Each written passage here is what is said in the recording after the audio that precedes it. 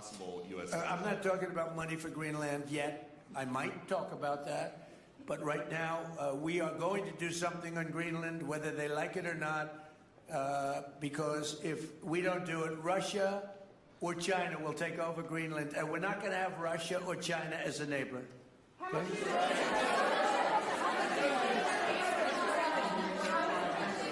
I would like to make a deal, the easy way, but if we don't do it the easy way, we're going to do it the hard way.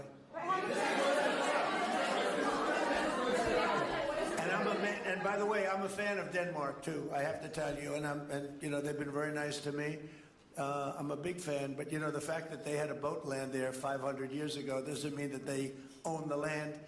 I'm sure we had lots of boats go there also, but we need that because if you take a look outside of Greenland right now, there are Russian destroyers, there are Chinese destroyers and bigger, there are Russian submarines all over the place.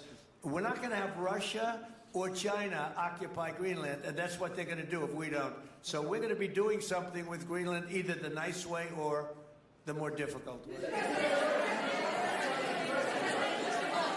Please, go ahead, ma'am. On Greenland, Mr. President, why is it so important to you to own it when you have a military presence there, which you could expand to affect security? Because when we own it, we defend it. You don't defend leases the same way. You have to own it.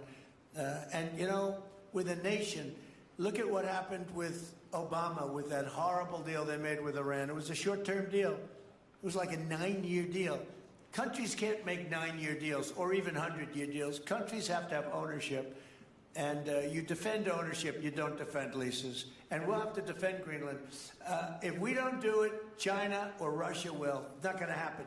We are not going to have, and I like China, I like Russia, I love the people of China, I love the people of Russia. I get along very well with President Putin, but I'm very disappointed in him. I get along very well with President Xi. I'm going to go over to China in April, but I don't want them as a neighbor in Greenland. Not going to happen. And by the way, and NATO's got to understand that. I'm all for NATO. I saved NATO. If it weren't for me, you wouldn't have a NATO right now. But we're not going to allow Russia or China to occupy Greenland, and that's what's going to happen if we